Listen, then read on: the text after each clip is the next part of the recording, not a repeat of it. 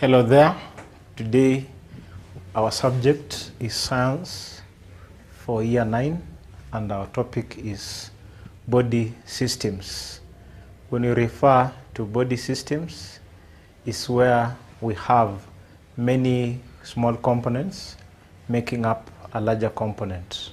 For instance, in our environment around ourselves, we can identify several systems. If, for instance, you are in a school system or a working institution, we usually have systems made up of different smaller components. If we choose a school system, we have students, we have teachers, we have administrators, and other workers. Them together, they form a system. But today, because it's natural science, we shall be looking at body systems of multicellular organisms.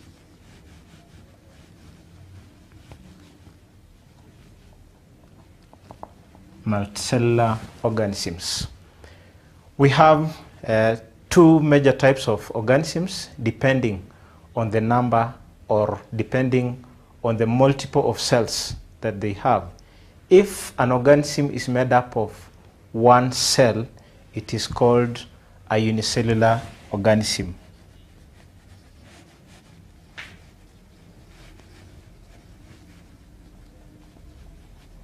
A very good example could be a amoeba.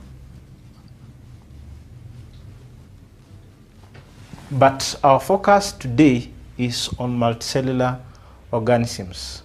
So what are multicellular organisms?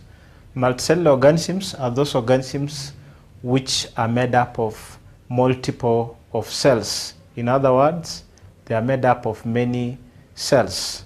Remember, in year 8, you talked about cells, and then you are able to find out that when several cells come together, they form tissues. When many tissues come together, they'll form an organ. And when many organs work together, it forms an organism. That's where we are, multicellular organisms. So for body systems, in multicellular organisms to function properly, they need some requirements. Those requirements which multicellular organisms require for them to function properly are called requirements of life. Requirements of life. In other words, these are substances that multicellular organisms will require for them to perform their biological systems, or for them to carry out several metabolisms. Some of them, examples of these requirements, include 1, oxygen. In other words, you as a human being, you cannot survive without oxygen. If, for example, your environment is deflated of oxygen, or oxygen is removed from that environment, you are not going to survive. Another one is nutrients. Use an example of ourselves as human beings. We require nutrients for survival. You require food for you to survive. Another requirement is removal of wastes.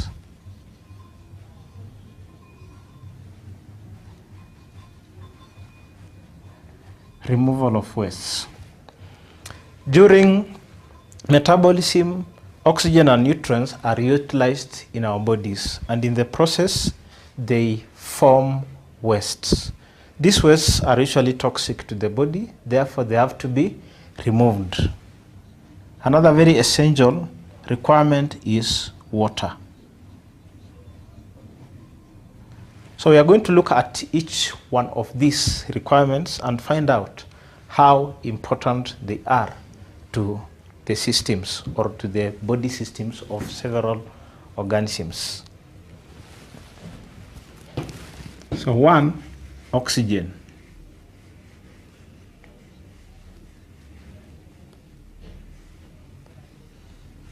In your 8 in chemistry, I think you came across several gases that form the atmosphere. And one of them is oxygen gas. Oxygen forms about 21% of the atmosphere in form of a gas. So where we expect to find oxygen is in the atmosphere. That's one place that we have abundant oxygen. Also, oxygen exists in several forms, in form of molecules. For instance, oxygen would be found in combined form, forming a molecule called carbon 4 oxide. If we write the chemical equation or chemical symbol of the same, then it will show us how oxygen is part of that carbon 4 oxide. We can see carbon 4 oxide is made up of carbon and another atom, oxygen, 2 of them. Another molecule is water. By show of chemical symbol, it will be this. We can identify oxygen in that molecule. We have hydrogen of 2 atoms, and then oxygen 1 atom. And then many others like nitrogen 4 oxide.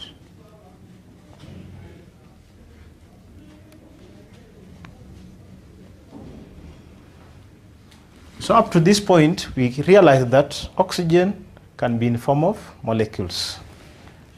Also, oxygen can occur in form of organic compounds.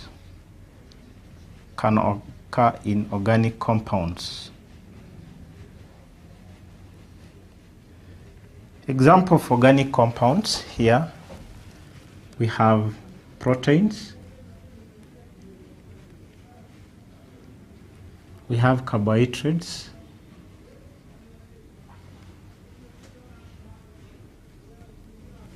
and proteins and lipids, that is.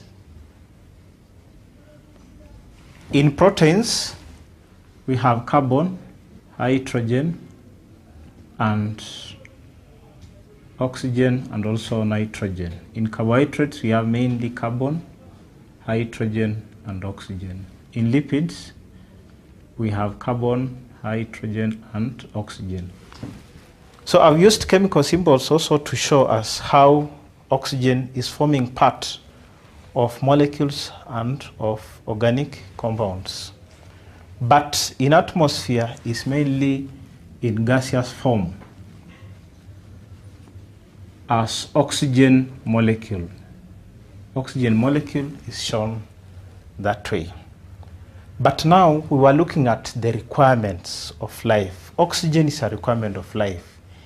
Yes, we have seen the forms. In gaseous form in the atmosphere, forming 21%, and as molecules and in form of organic compounds. But what is the role of oxygen?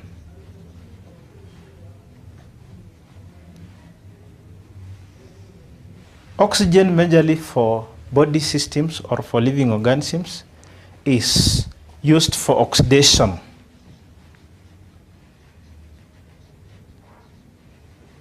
Oxidation of glucose to release energy.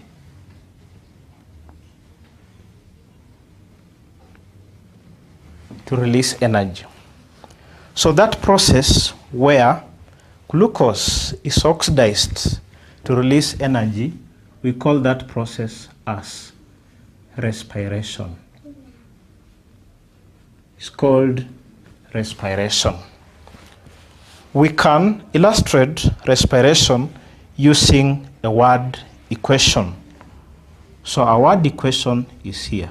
Glucose reacting, the positive sign means reacting with oxygen. And then in the process, it will form some products. Product, one of them is carbon 4 oxide. Carbon 4 oxide is also called carbon dioxide.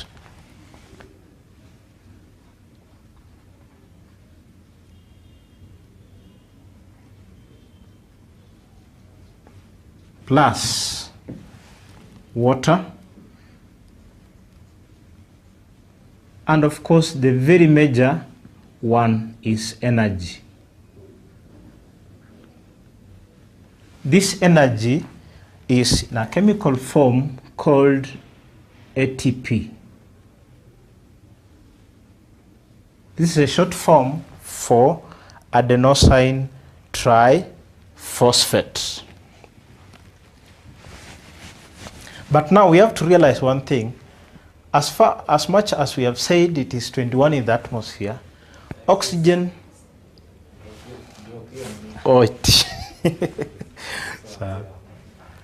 As much as we know that oxygen forms 21% of the atmosphere, it does not remain constant. It varies. We have some processes that will make oxygen vary in the atmosphere. One of them is combustion. Combustion will take oxygen from the atmosphere because during combustion, oxygen is utilized. Also, respiration, as we have mentioned, will take out oxygen from the atmosphere. So respiration and combustion forms the output process by which oxygen is removed from the atmosphere. But again, we also have an input process of oxygen into the atmosphere. That process is called photosynthesis. During photosynthesis, plants manufacture their own food, and one of the byproducts that is released is oxygen gas. We can illustrate this using a diagram. So we have said in the atmosphere we have 21%, but it varies. We have said it's variable. So the processes we have already mentioned: photosynthesis, an input process, respiration, and combustion as an output process. So I want you to use those processes or those words: photosynthesis, respiration, and combustion, to complete the illustration below.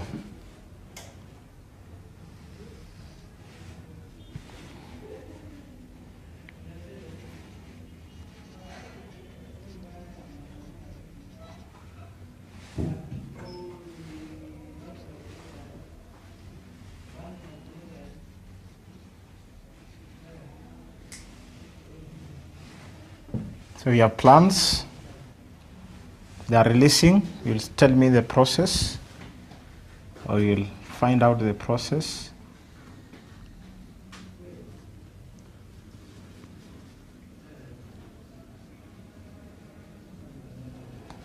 We have industries there.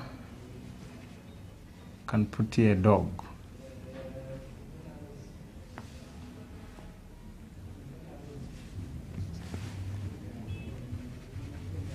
So let me label that A, B, C, and D. So we have said we have input and output processes. So for example here, microbes, microorganisms. There's something that's happening, or a process that's taking place, that is now taking not releasing. The arrow is supposed to be the other way around. Taking oxygen from the atmosphere. You can try to say what air is using the three words. We have photosynthesis, respiration, and combustion. So together, let us try to identify the correct process for air. Microorganisms are taking oxygen from the atmosphere. What are they using it for? For the process of respiration. Plants here are releasing oxygen into the atmosphere. That process is supposed to be photosynthesis. Then this arrow, it is dogs taking oxygen from the atmosphere. That process is respiration. And then we have industries. They also combust. So here it is process of combustion. So it means atmospheric oxygen shall not remain constant. It will vary according to the rate of any of these processes, either respiration, photosynthesis, or combustion. So another requirement is water. All of us know what water is because we experience it from day-to-day lives. We use it for several other uses in our homes, drinking, and several others. As you all know, water is one of the most abundant inorganic substance. It is abundant such that our bodies, 70% to 90% of our bodies is made up of water. So why is it that our bodies is made up of 70 to 90% of water? That's why we should look at the roles of water. So one of the important roles of water in our bodies is that it acts as a solvent. Acts as a solvent. What is a solvent? A solvent is a substance that dissolves another substance called a solute. So how does it function in our bodies as a solvent? It's important because it dissolves food substances. It dissolves food substances. A very good example is this. If you put sugar into your mouth, crystals of sugar into your mouth, what will happen? They will not remain in solid form because already there is saliva that has water, so it's going to dissolve. Also, wastes in our bodies need to be dissolved so that they can easily be moved from cells to excretory organs. So acting as a solvent is important, as I've said, because it will enable dissolution of food and dissolution of waste so that they can be able to move around the body. Another important function of water in our bodies is acting as a cooling agent. Acts as a cooling agent. You have noticed that when it is very hot, the best thing you want to do is either take a shower or get into a swimming pool. But how does it act as a cooling agent? What acts as a cooling agent? Because when it evaporates from our bodies, it takes away heat in form of latent heat of vaporization.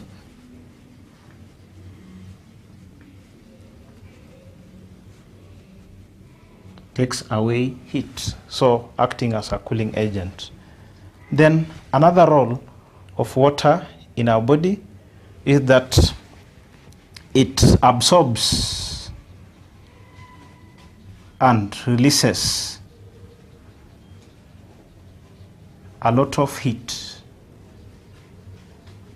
So in this process, it makes our bodies not to fluctuate in temperatures very easily, because when it is too hot, the body that is making 70% in our body absorbs the heat, so that our bodies do not feel the heat, and at the same time releasing the heat. So this one brings about constants, slight constants in body temperature. So that's why our bodies, although it has other mechanism of regulating body temperature, our bodies will range between 36 degrees Celsius to 37 degrees Celsius. Another role which is derived from the property of water is its ability to stick on unlike substances and to stick on itself. So when water molecule sticks with itself, one water molecule sticking to another, we call it cohesion. So in other words, it has cohesive forces, and it can also stick on other substances, other material. We call it adhesion, due to forces called adhesive forces. So these two forces, cohesion, or these two phenomena, cohesion and adhesion, leads to what we call capillarity movement. Capillarity movement. Capillarity movement is important in plants because it allows water to move from the roots through the stem to the leaves of the plants. We have several other uses of water, but these are the major ones in body systems of multicellular organisms. Another very important is removal of wastes, a very important requirement, removal of wastes. When nutrients are taken into our bodies, they are metabolized, and in the process, they form waste metabolic products. So some of the reactions in the body that leads to production of waste include respiration, as we have mentioned earlier. Respiration. During respiration, glucose is broken down to, in presence of oxygen, to release carbon 4 oxide. I'll use the chemical symbol there. Chemical symbol for carbon 4 oxide. Carbon 4 oxide is a waste metabolic product. Another process that leads to formation of waste, or another reaction, is deamination. Deamination. When you take in proteins, they are usually broken down in our digestive system into amino acids. Excess amino acids cannot be stored in our bodies. Therefore, they will undergo a process called deamination to form ammonia. Ammonia is a toxic product. It has to be removed from the body. We also have detoxification process. Detoxification process, for instance, in the liver. In the liver, chemicals like, or byproducts like hydrogen peroxide is broken down into harmless substance like water. So these two are the major metabolic wastes that are released by multicellular organisms. Although water can become a waste if it's excess, a lot of it has been produced from the reaction and it has to be removed. So when these metabolic wastes are left to accumulate in the body tissues and cells, they are going to interfere with the normal functioning of the body systems. Therefore, they have to be removed. That process of removal of the waste metabolic products, we call it excretion.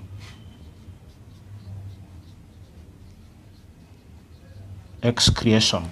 So in other words, excretion is simply the removal of waste metabolic products from our bodies. So what are some of the organs used in excretion? The major ones, we are not going to mention in details. The major ones are the kidney, which removes majorly ammonia in form of urea. We have the lungs, which majorly eliminates carbon dioxide.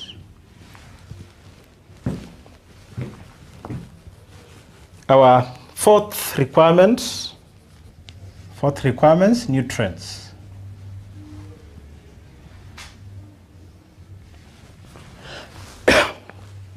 So what are nutrients? These are substances required by the body for normal functioning. Some of the substances are essential, while the others are non-essential.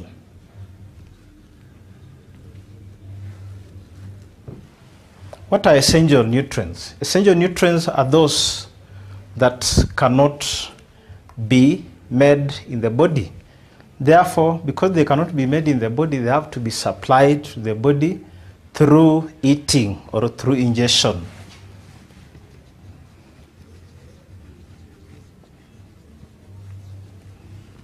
Non-essential nutrients are those that the body can manufacture or can synthesize on its own. The body can synthesize on its own. We have, for example, a vitamin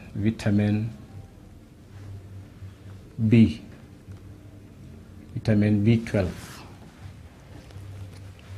So we shall focus mainly on essential nutrients. There are about 92 essential nutrients or elements that are natural. But out of these, 25 of these elements are essential. So we have 92, but only 25 are essential. Examples of these essential nutrients include carbon.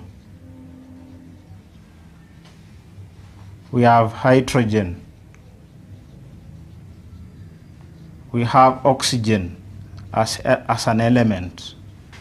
We have nitrogen. Others include sulfur,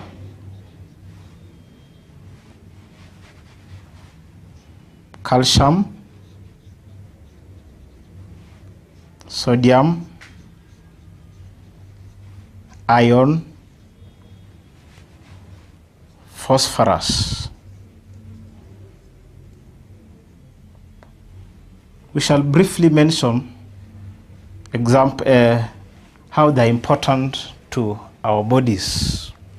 We have seen carbon, hydrogen, oxygen making essential inorganic compounds like carbon, carbohydrates, proteins, and lipids.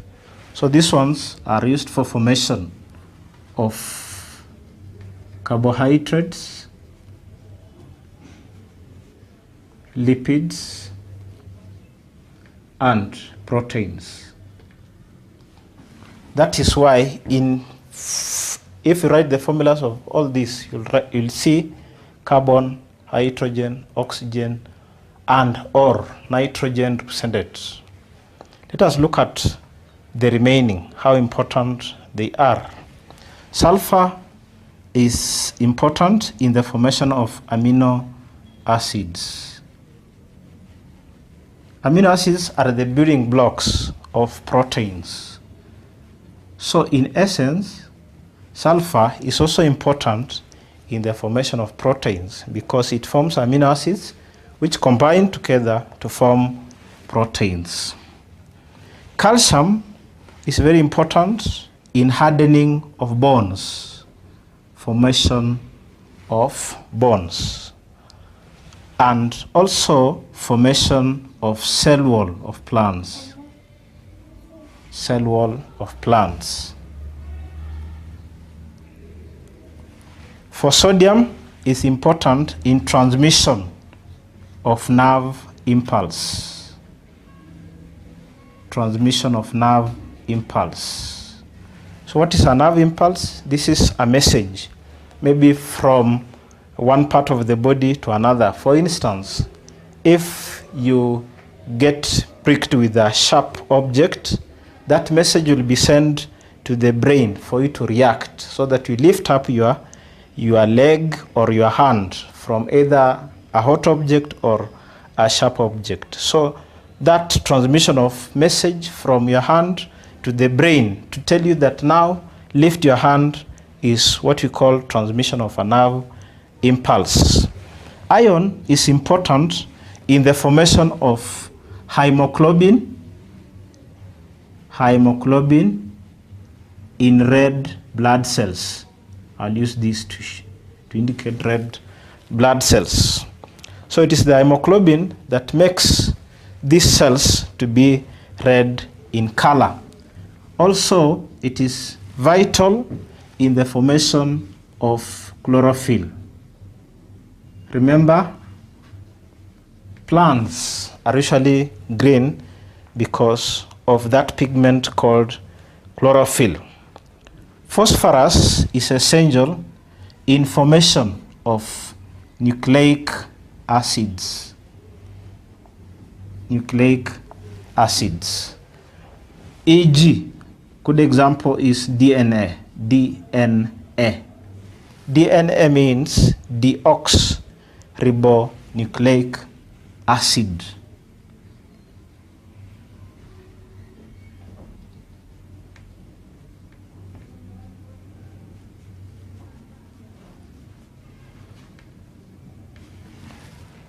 DNA is important because it is the one that stores genetic information in all living organisms.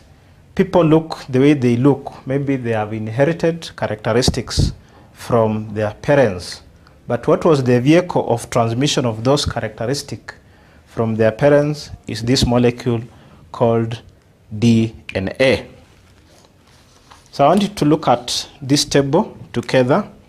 So the table below is a list of essential elements in human body.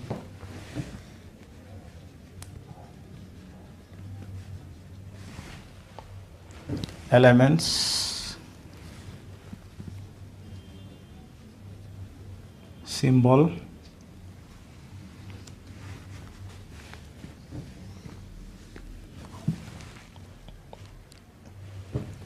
percentage in human body. We shall not look at all of them, but the very major ones. Hydrogen, carbon, oxygen, phosphorus, sulfur, calcium,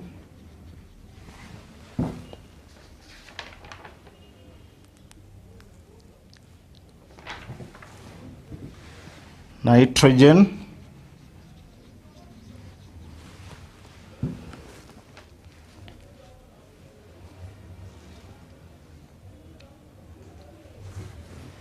we have iron, and so many others. But what I want us to look at is their percentage in human body and also to remind ourselves how the chemical symbols, their chemical symbols are written. For hydrogen, I think you know, it is capital H. For carbon, it is written capital C. For oxygen is capital O. For phosphorus, we use the first letter, capital P. For sulfur, first letter, capital S. But for calcium, because carbon also has C, we cannot use C alone. We shall add there another letter to distinguish it. So it will be capital A and a small a. Capital C, a small a. Then for nitrogen, because there is no any other element that looks like that, we use capital N. And for iron, we are going to use Latin word called ferrous. Ferrous, let me write it there. So for us to write iron, we are going to pick the first two letters, but with a capital and then a small e. Then we look at the percentage abundance. Hydrogen is 9.5%.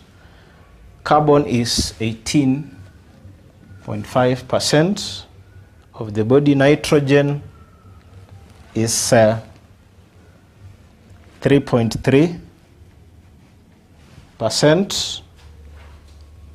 Oxygen, the largest bit, makes 65.0% of human body. Then we have phosphorus, makes 1.0%. We have sulfur, making 0.3% of human body. We have calcium, making 1.5%. And we have iron, which is very negligible. In other words, very trace. So I want us to use this table to answer the following questions. So one of the questions, part A, write it here, part A, from this table, make a list of the most abundant elements, beginning with the most abundant to the least abundant. Abundance list. Make an abundance list from most to least abundant. So that one is very easy. You just use these figures here to show which one is the most abundant. We look at the percentages. Look at these figures. So we can pick a figure that is highest. The highest figure is 65. That one corresponds to oxygen. I'll use an O to show oxygen. So oxygen is the most abundant, followed by, I also look at a value that is close to 65. Look for a value that's close to 65. You run down, you'll find that it's 18.5. That one corresponds to carbon. Then you go through the list again. The one that is just below carbon, you go through the list, it gives us 9.5, which is for hydrogen. And then you go down again, which is close to 9.5. It is 1.5, which corresponds to calcium. And then as you go down 1.5, not 1 point, we have nitrogen, that is, correction. Nitrogen is 3.3, followed by calcium. If you continue like that, you'll have your list complete. The next question is make a mnemonic using the symbols for each element, a mnemonic, make a mnemonic. Using the symbols for each element to remember, a mnemonic to remember.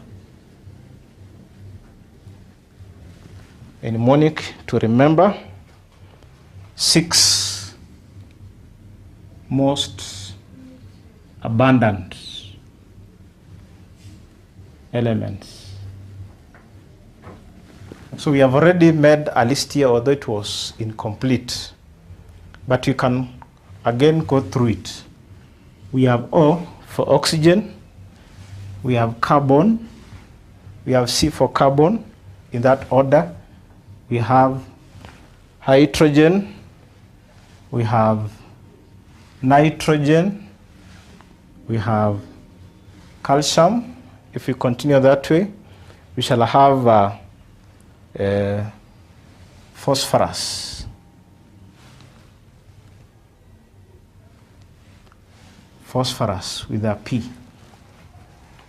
So when you talk of a mnemonic, it's simply an abbreviation or a sentence, a statement that will aid you, will help you in remembering those 6 most abundant elements, from the most abundant to the least abundant. You can think through, you put there any word if it can help you to remember them.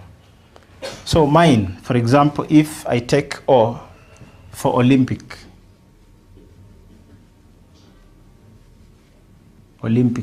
then C, for me, I'll say champion.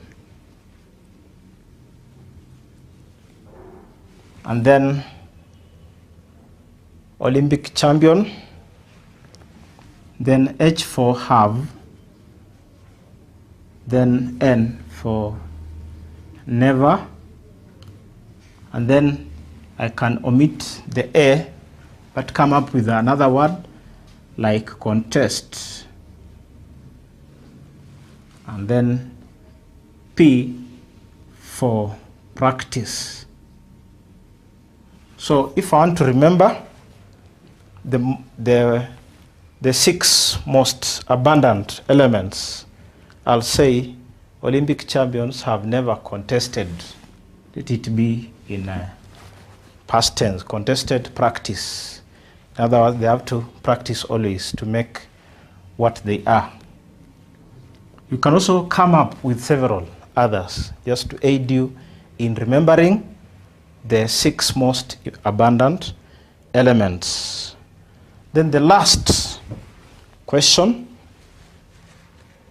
part C, the last exercise question is this. This one you can do it at your own time. Construct a table of elements and their functions. So this one will be your homework. You just pick an element like oxygen. You'll have this table element like that, and then you put here the role or function of the element. So you'll be putting on this side your elements, oxygen, and then indicate the function of that element in our bodies. So I think you have had a good lesson and you have understood what we have gone through. If you have a question, there's an email that we shall provide so that you can interact with us. Thank you.